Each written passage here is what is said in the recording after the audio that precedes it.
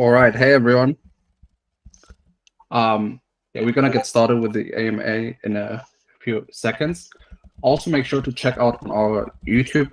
We're also going to be live streaming some visuals there. So, if you want to have something to look at while having the AMA, you're also very welcome to watch our YouTube channel as well.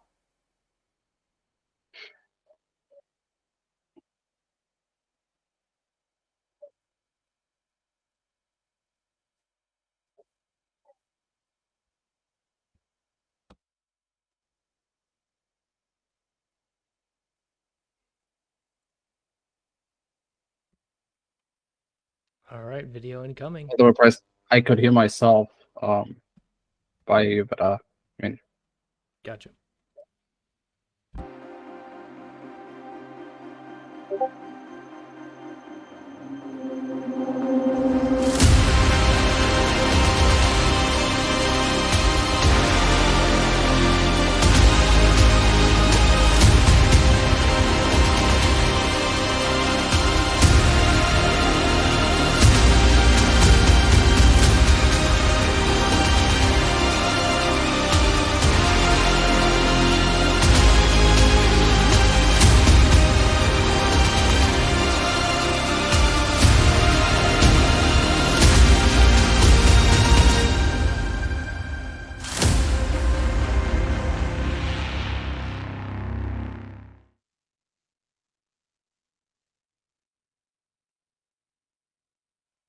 All right, everyone. Welcome to our All Things Preon AMA. I am joined here with Sim, and we're going to talk all about Prion. Join us on the Twitter Spaces for audio and also on the YouTube live stream. We have some visuals as well to help improve your understanding. So with that, I will turn it over to Sim. All right, thank you very much, Price. Glad to be here. Glad to start talking about everything Prion. It's been a long time in the making, and I'm very, very excited. I'm very, very proud of showcasing what we have achieved so far, and very excited to see us in the next step. Yeah, then let's get started. First of all, just to explain what Prion is. Prion is, a CDP where you can lend your assets. So essentially, we're going to be starting with ETH. So you can come and deposit your ETH, mint our stablecoin STAR. You can go farm, right? You can leverage with it as well. And with Prion, there will also be a governance token called Prion, right? So you will also be able to have governance over the entire ecosystem that Prion entails. And of course, you can dictate how Prion grows and how the stablecoin STAR grows in the ecosystem. All right, so let's get started talking a little bit about, what you can do, for instance, right? So you can deposit blue chip assets and make the most out of your portfolio with Prion. What that means is you can deposit, let's say ETH into a trove of ours and take out STAR, our stable coin, at no interest. So you pay a mint fee that goes to the lockers. So the revenue that we generate with our protocol will be going towards the ones that thrive the entire ecosystem, and that is our, the people that lock Prion. How to lock Prion, we'll talk about that in a second. So essentially, let's say, you have ETH, you deposit it, take out STAR, you can provide liquidity somewhere and earn yields. You can also provide liquidity on Prion. There will be multiple ways, and yeah. So essentially, in the long term, goal that we have with Prion is that we can't even take your assets. Let's say you deposit this ETH, and we can take that ETH and farm it as well, meaning that even when you come back, you deposit for hypothetical reasons. Let's say ETH is $100, and you deposit one ETH, and let's say you keep your assets for a year inside of Prion. That we take the ETH, farm them at low risk strategies. Let's say, for instance, Aave, right? Let's say we earn a yield of 5% or so, and you come back and you see that your ETH that is still worth $100 has increased actually in quantity, right? So you actually take then back more ETH than you have deposited when you came to the protocol. At the same time, you can take Star and farm it, off-ramp it, or do whatever you want with it, right? Let's say, in this case, you want to pay some real-life bills, but you don't want to sell your ETH. This way, you can take your capital, lock it into the protocol, take out the stablecoin that you need, off-ramp it, pay your bill, and when you come back and you have the capital, you can come back and repay the loan and take out your ETH, right? So very exciting stuff. So next, we're going to be talking about Prion, and obviously the future is cross-chain. So Prion is going to be a stable coin. Prion and Star, both tokens, are going to be cross-chain compatible. What that means is that our tokens are going to be OFTs. So we are currently working on integrating our stablecoin to be minted across over 20 chains on layer 0 right now seamlessly, right? That means you can open a trove on Arbitrum and then take your Star, burn it on Arbitrum, and mint it on, let's say, Polygon, right? Now you can do that without any slippage and without the bridge risks. And this also allows a lot of composability within the entire ecosystem, because this way allows us to have one stablecoin on one chain. A lot of problems that bridges involve is, first of all, the bridge risk, and second of all, you usually have multiple different wrapped solutions to your stablecoin.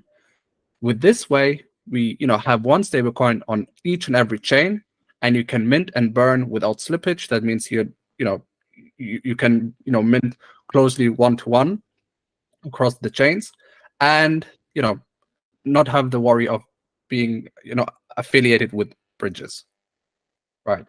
Prion will have the same feature. So Prion will also be an OFT, meaning that when you have, let's say, farm Prion on chain X, you can burn it on chain X and mint it on chain Y, and so on and so forth. Everything, seamlessly connected through layer 0. Exactly. So as you can see here, for everyone, we are also streaming on YouTube, just in case, for visuals. So everyone watching on YouTube can see right now a presentation as well. But essentially, you can, like I said, deposit on Arbitrum and mint on Polygon. And yeah. All right. So each loan is backed fully by hard assets. That means what makes us different as a stable coin compared to, let's say, Terra Luna, because a lot of people have this PSD where they say, okay, how can I ensure that this stable coin stays, where it is and it doesn't go to, let's say, 0, like what happened with UST, right? Our stablecoin, every stablecoin that is out in circulation, is actually backed by more assets in the entire platform than whatever Star is out in circulation. How we ensure that is simple. For every Star that is out there, we have more than, let's say, $1 worth of ETH backing that Star, meaning that when people come and get liquidated, right? Let's say Star goes down in price, people can actually go. People that actually, when Star goes down in price, people can come and buy back Star that had opened a trove, and actually redeem their ETH that is backing Star at a discount. And when Star is overpegged, meaning it's over $1, people can open a trove, right, and get for their ETH $1 worth of Star. In the system, it's still worth $1. That means you can open your trove and sell the Star for more than $1 if it's over peg. This way we ensure the peg, and that's how we have the backing of every Star that is out there in circulation. Right. So now we're going to be talking about how the community can earn on Prion, right? What is the possibilities utilizing Prion? So of course you have farming and Prion, and you also have bribes. This is an entirely new and novel system, how Prion works. It's we're introducing BE33, and how Prion works, and then in the future also the lending model where you deposit your ETH and it's being farmed and you can take it out back with a delta positive. All right. So let's talk about the token. First of all, Prion.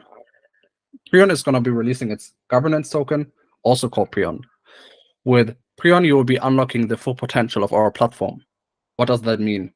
Revenue streams will be directed towards the Prion lockers of the Prion platform. Right? And about that, we will talk about that in a second even more, which kind of revenue streams we are enabling for Prion lockers and how you actually can access those. Now we're going to be talking about how you can farm, lock, and repeat. So users can deposit LPs into our Prion gauges / farms, and all our gauges are going to be gated through a simple mechanism. You will have star ETH, star Matic, star Bitcoin, star XYZ token in our farms. Protocols can also come and apply for a farm on our platforms, and the community can decide whether we want to have a gauge or not for these protocols, right? Now, the yield that you earn is, of course, the compounded yield from, let's say, the DEX itself, from the trading fees, and you will be earning OPrion. OPrion is a different token to Prion. Okay. We will talk about OPrion in a second and how it's different and how it actually utilizes the entire ecosystem even better. So first of all, we're going to be talking about governance. Like, how do you want to grow Prion as a whole, right? Like, okay, now we have Prion, we have Star. How do we want to bootstrap it? Now, everyone who's aware of how we've been building Dyson, our compounding platform that also utilizes, UniV3, liquid wrappers, etc. On Polygon, we hold a lot of VE Tattoo. Through VE Tattoo, we can vote for governance on, let's say, Balancer, right? We have governance of our Balancer, and we can direct emissions towards our own pools.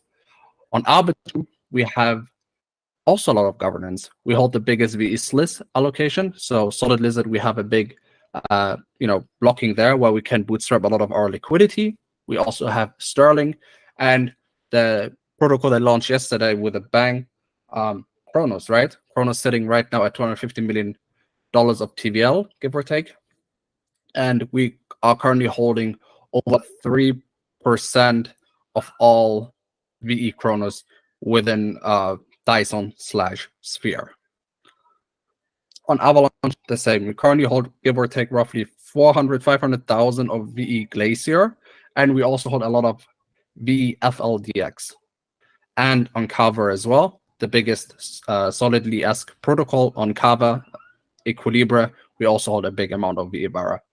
That means even when we bootstrap the protocol, we will have multiple ways of saying, hey, we want to bootstrap yield, stablecoin yield on this DEX. We want to bootstrap stablecoin yield on this DEX, on that DEX. We also would like to have volatile yield on DEX ABC. And with these different VE locking solutions that we have accrued as governance within our governance treasury, meaning that we can bootstrap a lot of yield towards our stablecoin. Now let's talk about OPrion. We talked about OPrion for a second, and now I'm going to explain what OPrion is. Prion is going to be introducing call options as official reward tokens for its ecosystem. So what does that mean?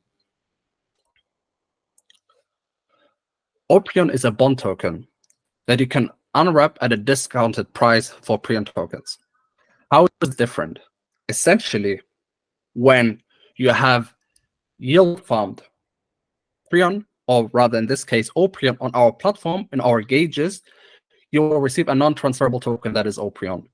Now, on our platform, you can actually redeem that OPrion at a discount to Prion. Let's do a simple example. Let's say you earn $100 of OPrion, right? Now, to unlock that $100 and to convert it one-to-one to Prion, you have to go and pay, a certain amount of ETH to unlock it, right? So let's say you have $100 of OPrion, you take that plus $50 of ETH, just as an example. Let's say 50% is the discount, and you can unlock your $100 of Prion, and then you can decide, hey, do I want to lock it? Hey, do I want to sell it on the open market? You can do that. This way, we are also building a treasury, right, from the volume that Prion generates. So the more people are farming Prion and OPrion, the more the treasury builds in this scenario, right? The revenue made from OPrion then is also going to be distributed within the protocol. Let's say bribes or yield that goes towards the most committed to the entire ecosystem. Okay, it's quite a lot. Let me just give a rundown again. Essentially, you can earn OPrion on our platform, but to sell it then on the open market or to lock it or VePrion, you have to, bring certain capital to unlock it. And this capital is actually building the treasury. That means that even when there's sales happening, in the end, we also know that the sales that happen are also benefiting the protocol as a whole. Now, let's talk about the governance model, right? So how do you get governance, right? And it's simple. The model works this way. You take an 80-20 LP and you lock it for VePrion. Now, this changes quite a bit against the traditional single-site staking. And why we opted for 80-20 is a big reason. Single-site staking is a liability to the protocol, right? If you think about it, single-site staking is just that we pay the lockers, right, for a promise to not sell for that period of time. But changing it to an 80-20 model means that Prion become more liquid, and the lockers are actually providing a service towards the platform, right? You are helping Prion to become more liquid in the ecosystem, right? So that more users can come buy or sell Prion on the open market. Now, it means that we have to use less capital to incentivize with farming. Let's say, we are paying out Prion emissions for you to provide liquidity so that we can grow the liquidity. No, you're earning real yield via VePrion, right? And let's talk about the different revenue streams that we have. So, of course, we have the protocol fees that happen when users mint, borrow, right? All these fees. Then also liquidation. When someone gets liquidated, we're working on permissioning the system, because when you look at different stable coins, they have a permissionless liquidation system. But a lot of that capital that goes to the liquidators, we aim to also bring it to the VePrion lockers, right? Bribe revenue. We're going to be talking about bribe revenue and how it's interesting and how this is going to be elevating Prion as a whole. But bribe revenue is also going to be a big revenue indicator. And the boosted OPrion yield, right? As we have said, when people sell or want to sell Prion on the open market, they can sell, but have to pay a certain amount of ETH to unlock their Prion, and then they can sell it, right? Of course, the protocol fees are going to be issued out in the native stablecoin, so you're not earning any inflationary emissions in form of Prion. When you lock via Prion, you are going to be eligible from the star yield that happens from, let's say, the minting fees and the borrowing fees. Then you also earn the bribe revenue. That means, whatever tokens that are being bribed on our platform, you are going to be earning the yield in these tokens. And the boosted OPrion yield means that the treasury is being bolstered with ETH. So when the community decides, this can be negotiated, of course, within a proposal. But the current state is giving ETH yield to the Prion lockers as well. So you have many, many different revenue streams coming into the ecosystem from these different revenue sources. Exactly. Let's talk about how long you have to lock. The minimum is 1 week, and the maximum locking is 1 year. So we have decided to not have the 4-year lock, but we have decided to have a 1-year max lock. All right. So how can you participate? How can you become part of this solution to make Prion, the entire ecosystem, the most liquid hub in DeFi? Right? So you can see that when you deposit LP with VePrion, you are also eligible in certain gauges. So there's going to be two different type of gauges. There will be gauges that are sort of gated with a normal curve model, where you have initially 40%, and the more VePrion you have, the higher your yield increases. And then you will also have a normal model where certain gauges, depending on criteria, will not have that gated system based on how these gauges are actually supporting the protocol. So it's not going to be either or, but it's going to be dependent on what the gauge is actually providing to the ecosystem. Right. So let's talk about capital efficiency and how actually bribes are going to be there from day one, right? So as many of you know, we have a liquid management solution on Dyson, where we you can provide liquidity. Let's say USDC ETH on Uniswap, and we manage the liquidity for you and auto compound the fees. Now we are working on a new concept that is auto-bribing, and how that works. It makes the entire gauging system very, very efficient. And let me just explain how efficient it becomes. Essentially, the trading fees that happens on Uniswap, let's say we provide star ETH liquidity on Dyson, right? You can stake then your Dyson receipt token inside of Prion. What happens now is that Dyson is going to be redirecting the trading fees that happen within that uni pool towards the gauges of Prion. How is this revolutionary? First of all, it's not only Dyson that can work on top of this. You can have Gamma built on top of that, DeFi Edge. You can even have Stakeout with their Trader Joe solution. This enables all and every DEX that has an ERC20 compatibility to build on top of our gauges. Now, on top of that, the trading fees are going to be bribing the Prion holders to vote for their pool. This has two big benefits.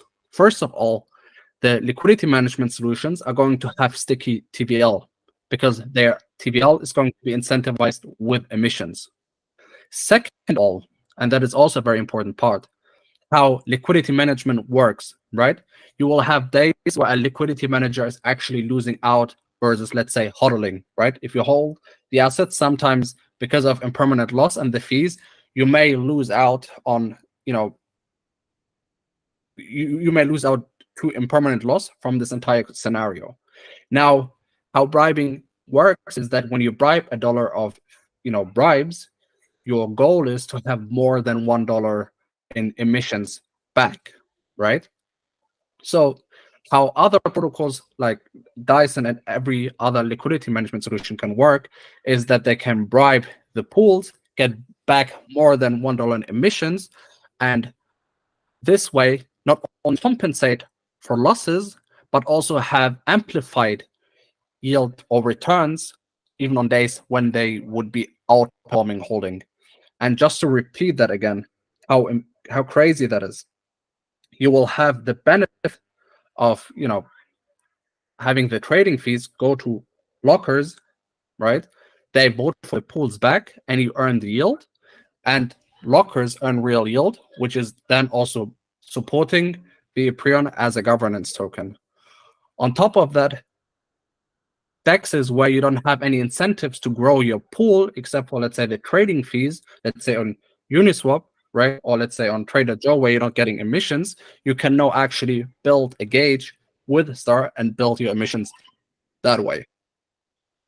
Also, one more thing to keep in mind. Now, with this gauge system, we are also enabling an entirely new model for bribing. Currently, it is this way. You have a DEX, you bribe on the DEX. With this model, you can say, hey, I'm a stablecoin. I'm seeing Kila, so shout out to Cheetah. Let's say star my, right? They're like on a DEX, and they want to incentivize liquidity. Now, obviously, they would need to take, let's say, I don't know, $5,000 of bribes that they need to pay to earn $7,000 of yield towards their gauges, right, on the respective DEX. But now Cheetah could be in a position saying, hey, why should I go and pay for the emissions myself if the DEX can also pay the other half, right? And this enables protocols to come to DEXs and say, hey, you have to bribe with me to incentivize the liquidity, because this helps your protocol and it helps my protocol at the same time, right? So this enables an entirely new bribe game that wasn't there beforehand. On the other side, protocols that are pairing themselves with, let's say, USDC or USDT or even DAI, right, can come towards our protocol and say, hey, we're going to be, putting part of our liquidity with Star, and we would like to have a gauge to earn emissions on our liquidity pool, making their liquidity pool a productive asset. At first, liquidity pool would be earning the trading fees, right? And occasionally, depending on the platform, and maybe DEX, yield in terms of emissions. But now they can actually come and bribe. And when protocols hold a majority of the liquidity, bribing and recycling this entire system that is happening currently may make their LP, a revenue generating asset rather than just a stale asset where you need to have a lot of liquidity for price execution, but nothing else. Now it becomes a productive asset. And especially for these platforms that would like then to pair themselves with Star, usually protocols have a big amount of POL. So they won't get as diluted as when you farm, for instance, wrapped ETH USDC on a DEX, right? So these platforms will have a big chunk of yield if they start bribing for their own capital efficiency.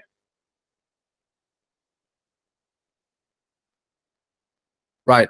So, this helps protocols to cut their own costs, because now they can bribe and earn yield in form of Prion by creating a gauge and pairing themselves with Star.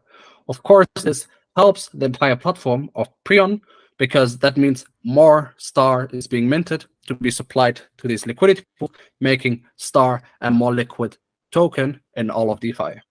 A lot of problems with stablecoins is that, for instance, Liquidity has a big problem where I believe 60+% is in their stability pool, meaning that a lot of the supply is not being put in liquidity pools, meaning that the price execution of these stables are worse than, let's say, stable coins like USDC. Now, with this model, we are actually incentivizing growth for our stable coin while also providing yield towards our lockers and generating volume for our stablecoin as well, right? So a lot of moving parts that help Star grow and bolster the entire ecosystem. So how do the bribes work, right? Let's talk a little bit more in depth about the bribes. So and the entire gauging systems on top. So of course, the user can come and supply their LP in the farms, and they earn yields from the DEX itself. Let's say they have the trading fees, and on top of that, they earn OPrion emissions, right? The OPrion can be sold on the open market if you bond it with ETH and then sell the Prion on the open market, bolstering the treasury and therefore also the revenue of the lockers. Project can come and bribe for their liquidity pool, incentivizing the very same lockers to actually vote for the liquidity pools they are bribing for. And as we have already heard, the goal is to bribe for $1 and earn more than $1 in emissions. Right. So essentially, you can have multiple pools from multiple DEXs inside of Prion, meaning that you can have a star pool on Trader Joe, you can have a star pool on Chronos, you can have a star pool on Uniswap, you can have a star pool on Curve, etc., etc., etc. And through this system, through the gauges system that we have implemented, you can incentivize all of them, meaning that DEX that also have worse price execution compared to, let's say, concentrated liquidity can actually accrue a lot of yield towards their own DEXs without paying the emissions towards their own pools, which would lead in more costs to get the same APRs as if they would have just went through the Prion road and bribed there. The next part as well is how the incentives align from Prion, the protocol, and the DEXs. Obviously, from a DEX perspective, the DEXs would love to have a lot of volume.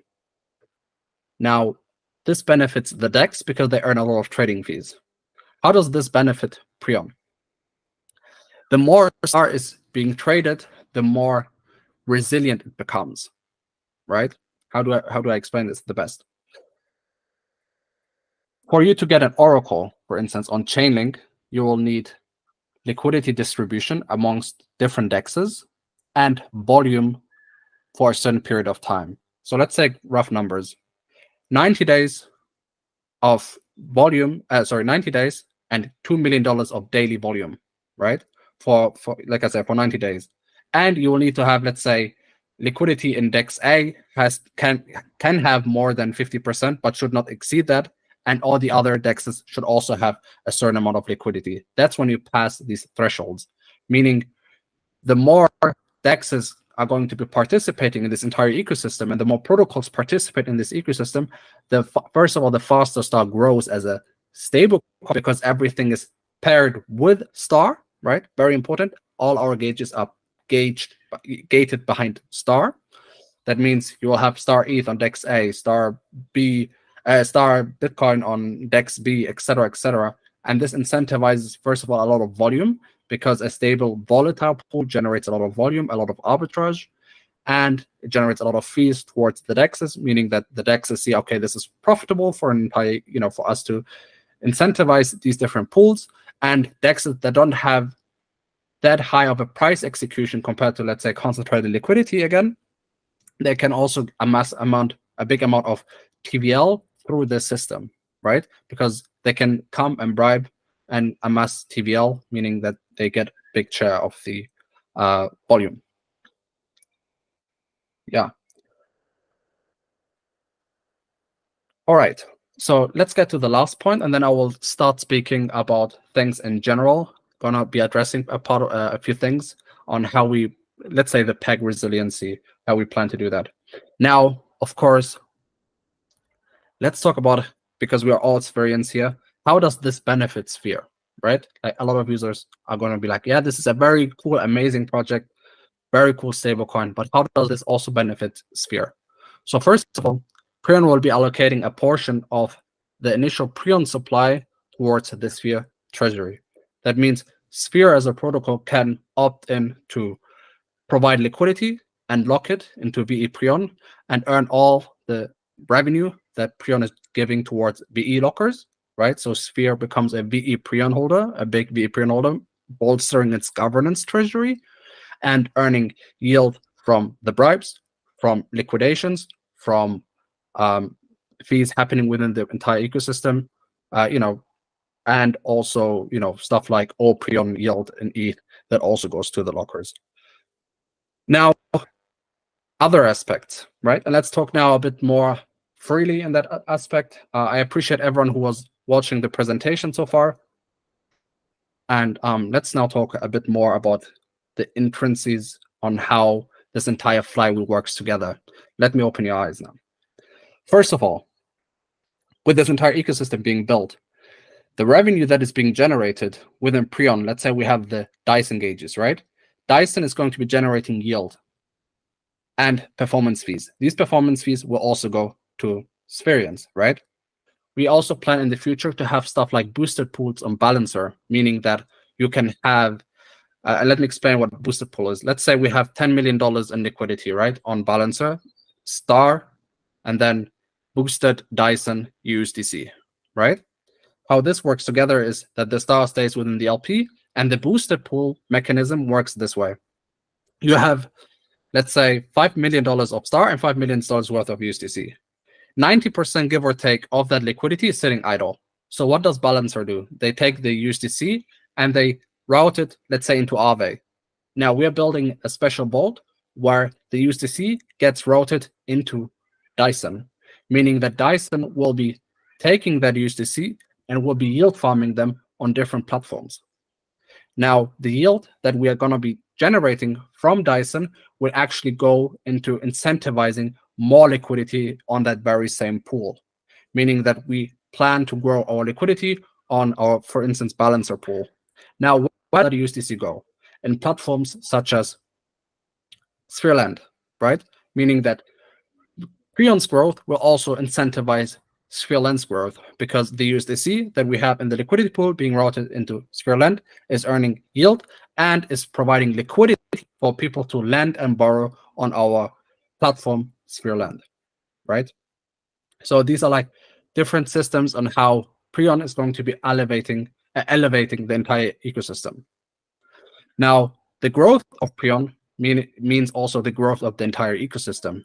Let's say we have the ETH collateral inside of our probes, right? We can also direct these ETH or this ETH collateral into Dyson and farm them onto different platforms, generating yield. Part of the yield goes as a performance fee towards the Dyson protocol, and in retrospect, of course, Sphere holders, because Sphere is the governance token of both Sphereland and Dyson, and yield goes to back towards Prion, where the borrowers can take back their collateral with the additional yield. Of course, part of that yield also goes to VePrion lockers, meaning that the entire ecosystem is actually supporting each other.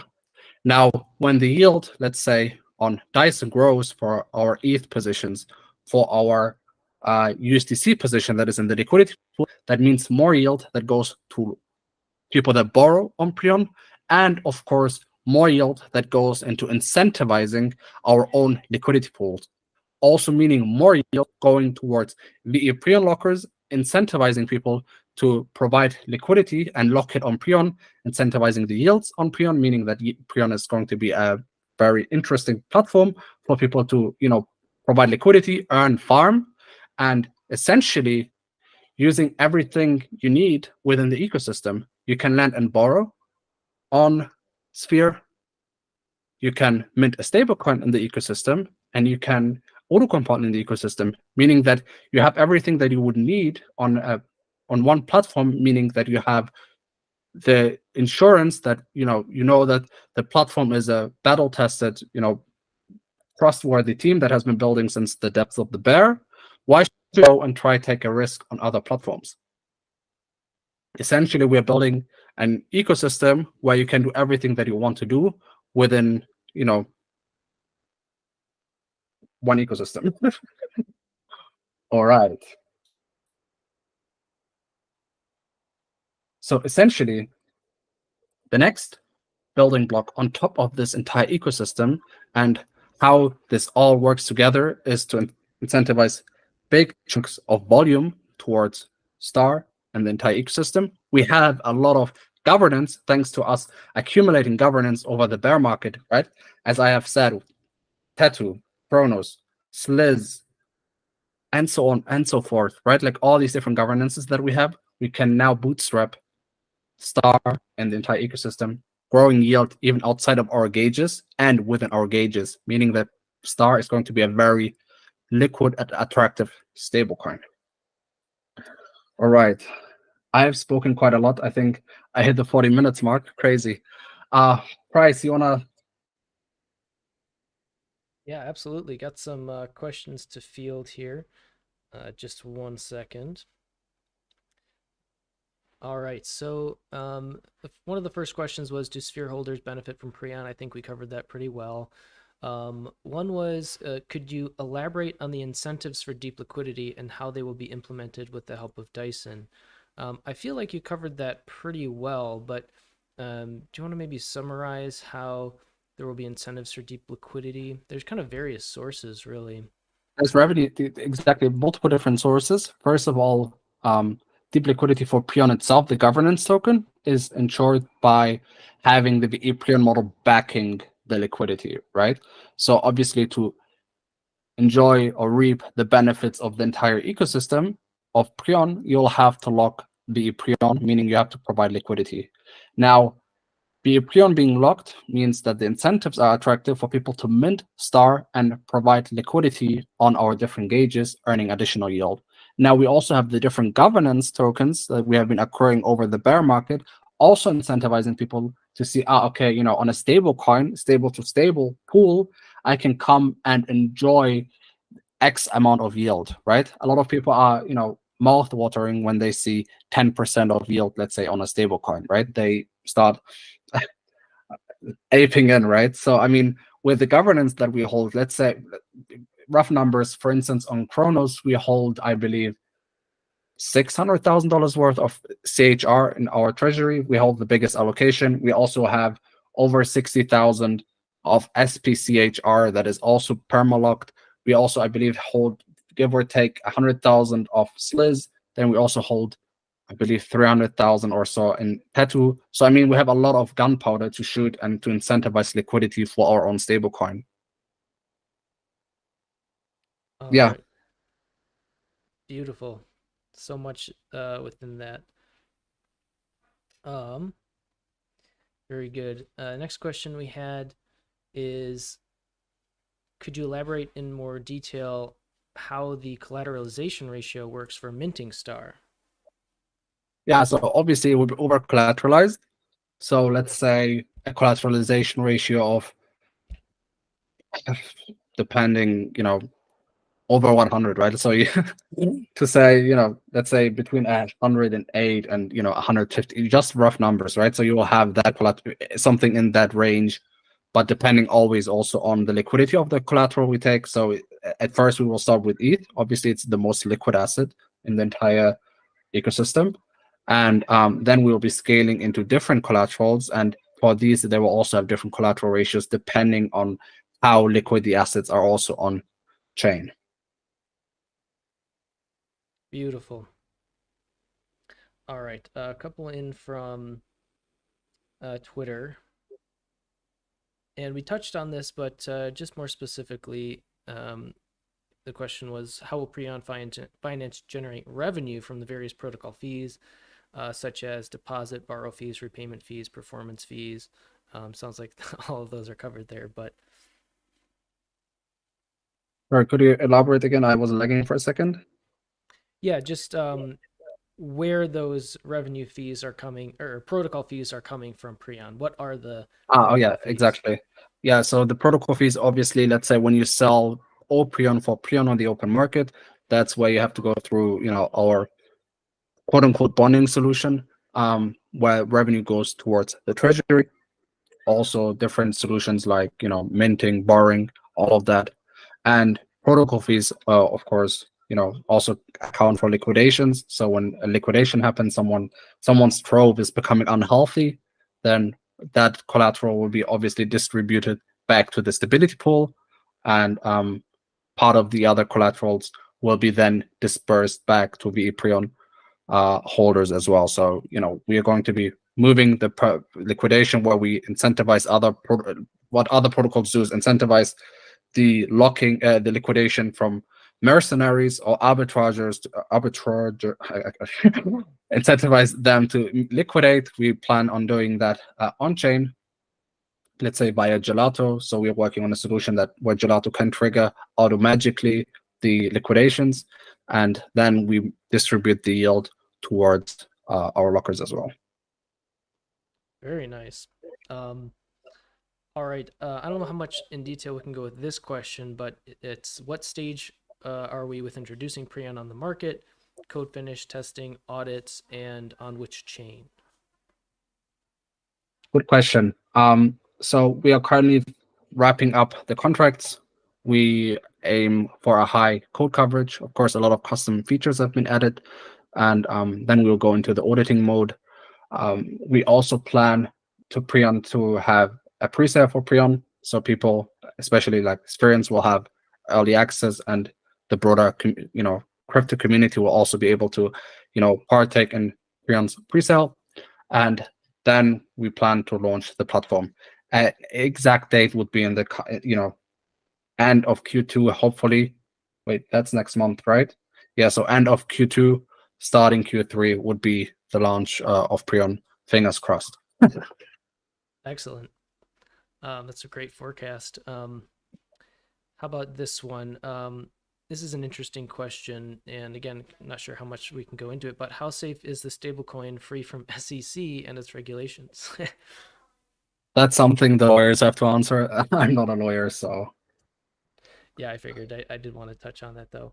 How about this? Can you provide more detail on how OPrion works as a call option for Prion and its benefits for the treasury and users?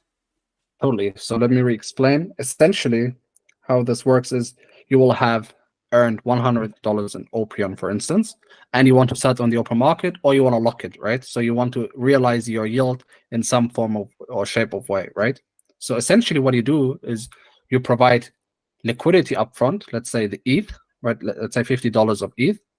You close your position that way, like you close the option, and you get back $100 of Prion, meaning that you are, selling it, you're providing it at a discount, and then you can sell it on the open market for, let's say, $50 of ETH, or you can lock it, right, 80-20, and earn VePrion. This way, the platform generates actually, yield from, people selling the governance token and giving back to the ones most committed to the platform, that is the VePrion lockers. Great. Another question was kind of more of an elaboration again on how VePrion locking works, which is a good segue, and then the benefits of locking VePrion.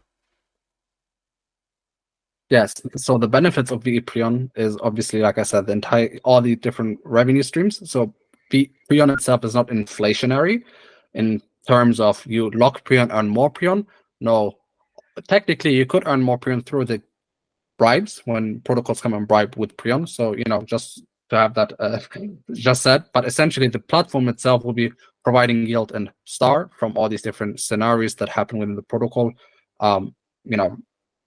Minting, borrowing, etc. Then you also have yield in form of ETH from OPrion revenue stream, right? From the OPrion revenue stream, and then you can also have yield in form of the liquidations that happen, right? Because part of the collateral will go back to VePrion lockers, meaning that if we, for instance, take Bitcoin or whatever token additionally, meaning that when a liquidation happens, and someone gets liquidated in ETH, you earn ETH. If someone gets liquidated in Bitcoin, you also earn additional, like a small chunk of the collateral going to you in form of Bitcoin. Yeah. Yeah, so really a And lot of course the bribes. Right. Yeah. So a lot of different revenue sources built in. Here's one. Do you see a situation where liquidity could potentially be fragmented by opening up to too many chains? Yeah, that's very much true. That's very true. So essentially, we will plan on launching on one chain and expand there first, and then we will be selectively launching on the other chains.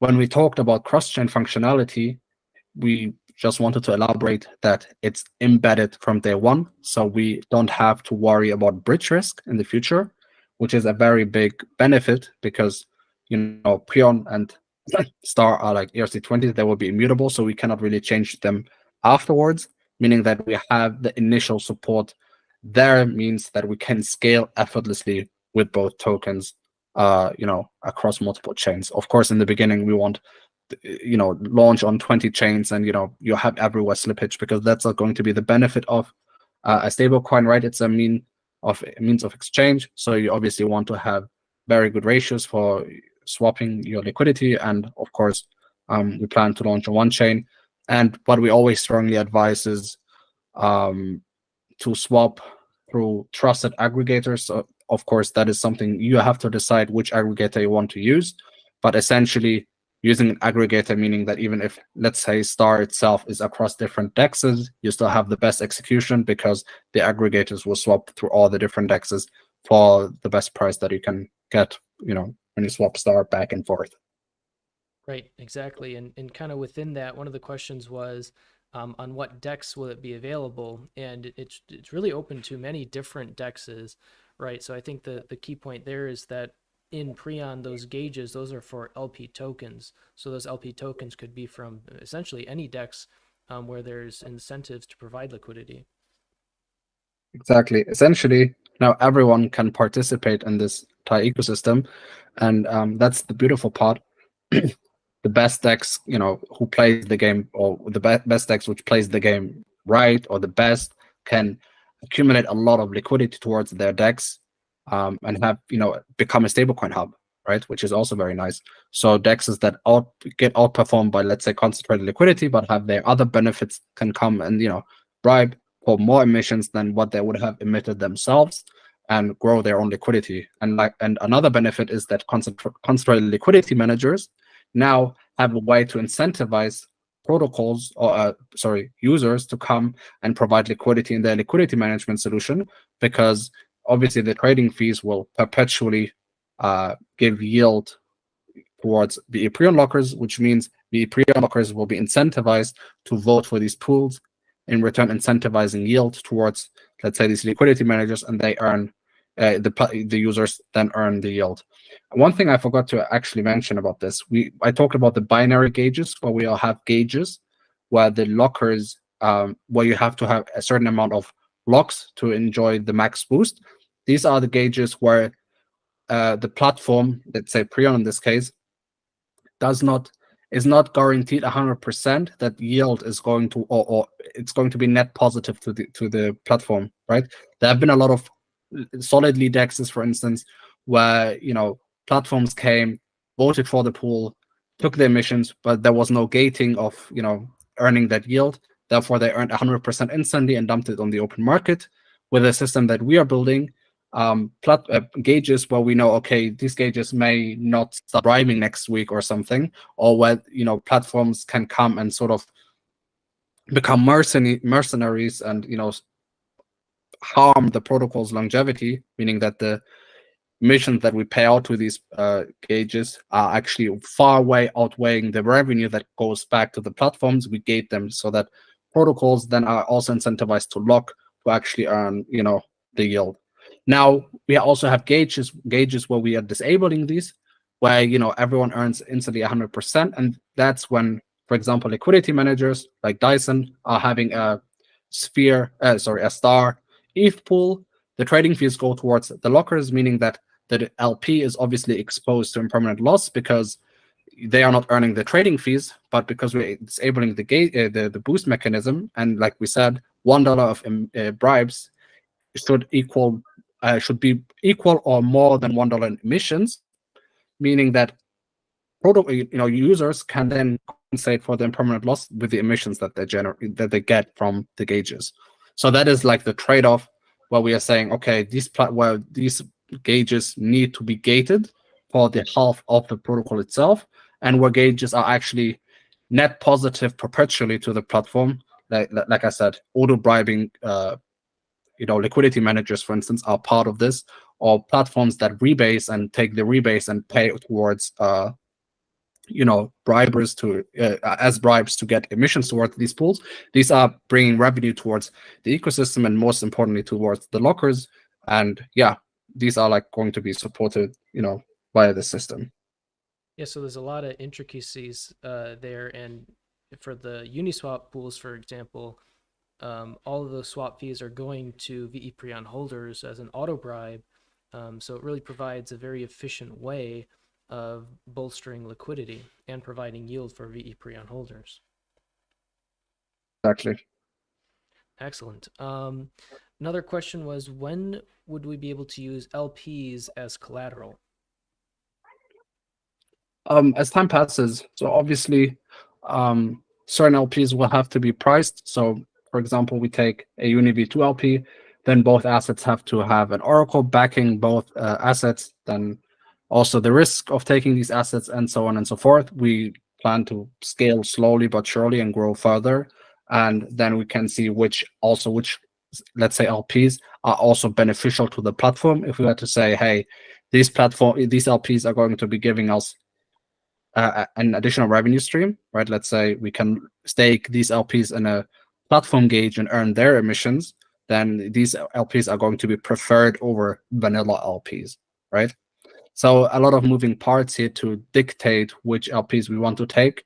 And because we have had changes, initially we wanted to launch on Polygon, but now we plan on launching, because of how many yield farm opportunities we have on Arbitrum, to launch Prion on Arbitrum, and essentially, reevaluating the collaterals that we want to take. Excellent. Yeah, so it's basically a kind of step-by-step build it as we are able to, making sure we're taking a safe and steady, consistent route, and things will begin to snowball over time. Totally. Great. Here's one more question I'm seeing, and then unless other people have other questions, I think this might be one of the last ones. But is there any centralization risk present with Sphere's treasury being bolstered with VePrion, where Sphere could ultimately end up holding a large supply and have large influence over gauges? Totally. So the grand goal with Sphere is democratizing the governance within Sphere, meaning that in the future, VE Sphere holders will have the governance over the governance that the Sphere Treasury has, right? So this will be a platform, and then this opens an entirely new rabbit hole where you can then decide on, let's say, bribing Spherians if the bribe value exceeds bribing lockers. Obviously, essentially we are going to be decentralizing the Sphere governance as a whole towards other, VE Sphere holders and platforms that plan to acquire VE Sphere or bribe VE Sphere. So of course there's the centralization risk, but we plan to mitigate that by saying, hey, it becomes decentralized and it becomes sort of a convex type where it is still centralized towards convex, but of course other platforms are very welcome to build on top as well and accumulate as much Prion as they can and create a VePrion, wrapper or similar, and sparkle Prion wars. Everyone is welcome to participate, and may the best one win. And yeah. Beautiful. One of the most common questions is, how does Prion help boost yield for Sphere also? So just to kind of counter that, and we've talked about that, so I think that's a really good thing. Recap the AMA. yeah, refresh. I guess my question is, what part of Prion are you most excited about? For me, it's that to have a gauge and receive emissions, you have to pair with star. So then when other protocols are bribing VePrion holders for their liquidity, they're also bribing star liquidity. So I think that's a fascinating way to kind of really incentivize yield. So I'm wondering what's your most interesting or most excited thing you are interested in within Prion. That is actually one of the bigger parts, so you took that away from me. Also, how we actually bring an entirely new flywheel to this bribing economy right now, right? Now, with Prion, platforms are not at mercy of just DEXs, right? But now platforms can also tell DEXs, hey, we want to pair, the emissions are lucrative. You have to pair with us, right? Like you have to incentivize with us. Of course, this means less upfront costs for these platforms and also a lesser upfront cost for these DEXs, right? Because let's say even if a platform pays $5,000 in bribes and gets $7,000 in emissions on the DEX, now through Prion, the DEX can pay 2,500, meaning they save what, 4,500, and the platform saves 2,500, right, from just bribing, and they still get, let's say, that $7,000 in emissions, right? So that's like a benefit of this entire ecosystem. Also, platforms are going to have now a stable coin where they can. Sorry, someone just called me. I hope I'm still in this Twitter. Yeah, I still hear you. Okay, amazing. So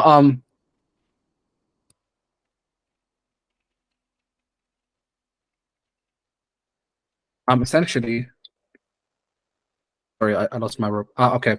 So essentially now platforms that are paired with a stablecoin can come and decide to pair with star, meaning star liquidity grows. And of course, they can make their LP a productive asset and generate revenue on their LP.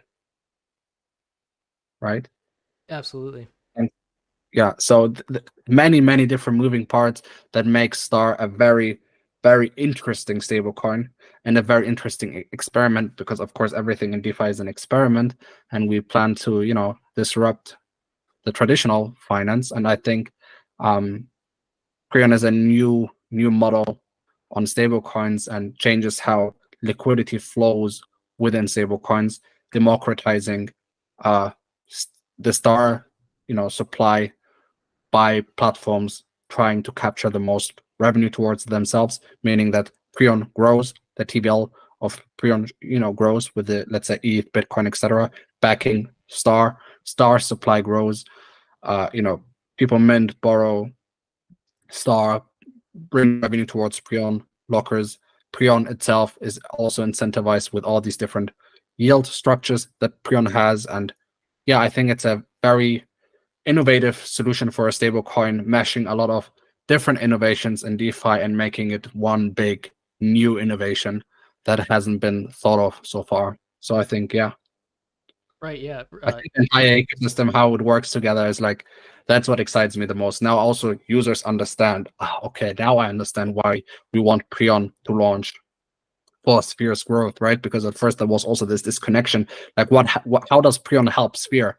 Now people understand, okay, we have, let's say, a balancer pool, right?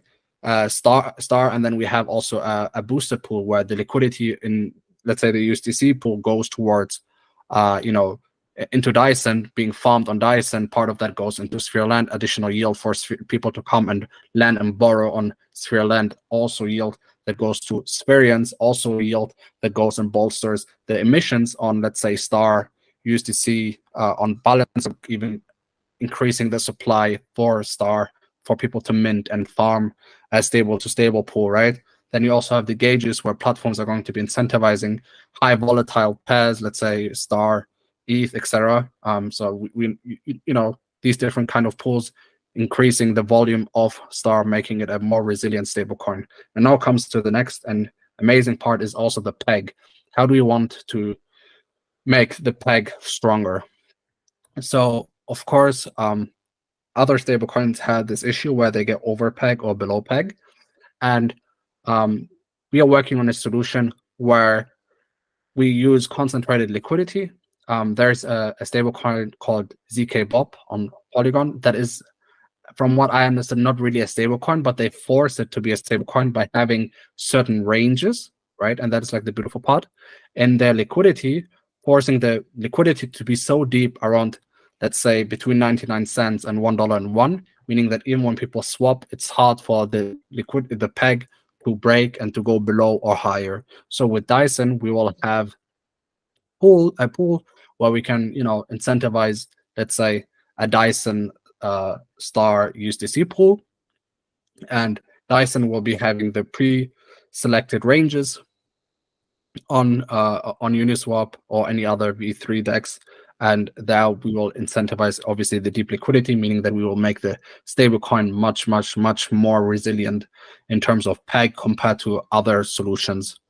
Also, one more thing that we are working on is we are changing also how attacks can happen on the Star stablecoin, and that is that we plan to have a Uniswap vault where, let's say, 90% of the liquidity is between 99 cents and $1.01, and 10% is on an infinite range, right? So from 0 cents towards an amount dollars.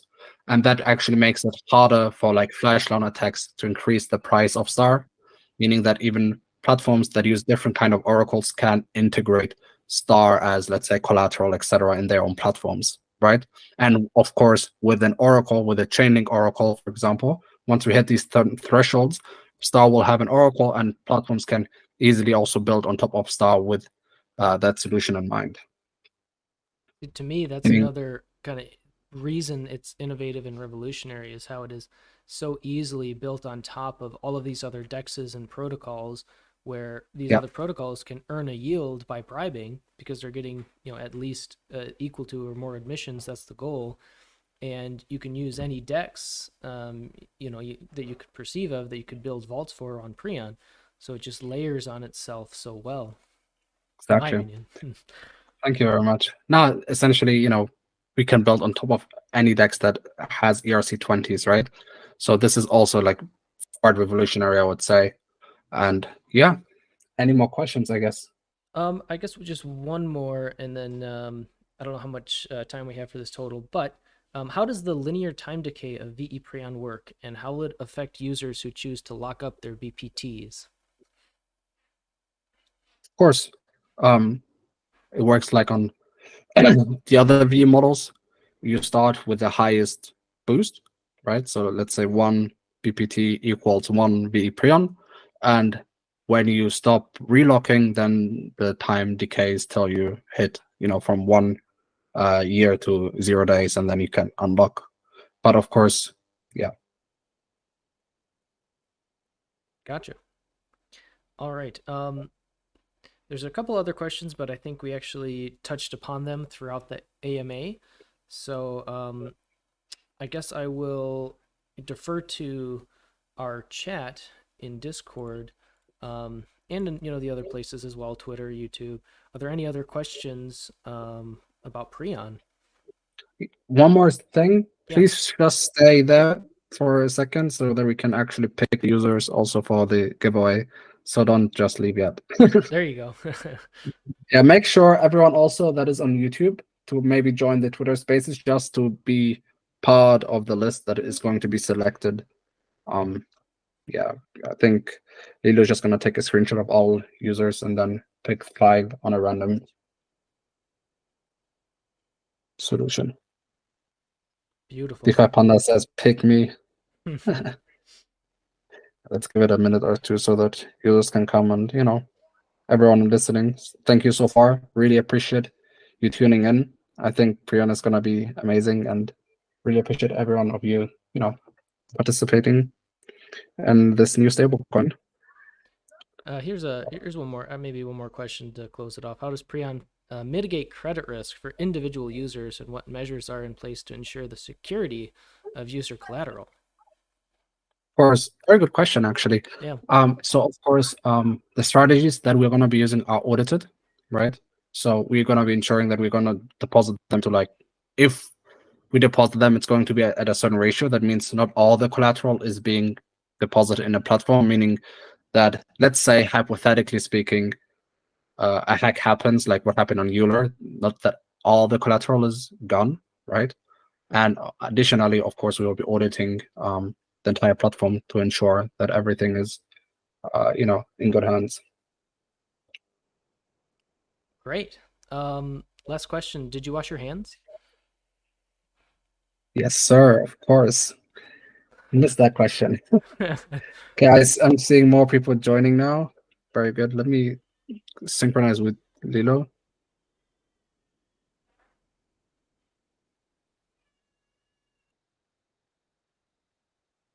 All right.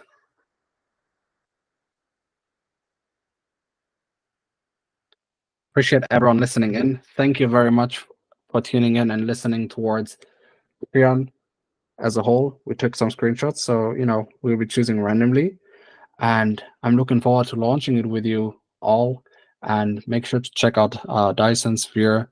If you are not following us, make sure to follow us to be within the loop. We'll be announcing stuff like, how we want to launch Prion's pre-sale, the cap, how to participate it, how to get, let's say, whitelisted to participate in it. And a lot of more moving parts going to be announced in the coming days, because obviously we didn't yet, talk about everything in this call. So be excited for more things surrounding Prion, and yeah. Thanks, everyone. Awesome. Have a good one. Yeah, thanks for your time, Sim. And thank you, everyone, for being Thank here. you. Until next time. Until next time. Bye. Bye, everyone.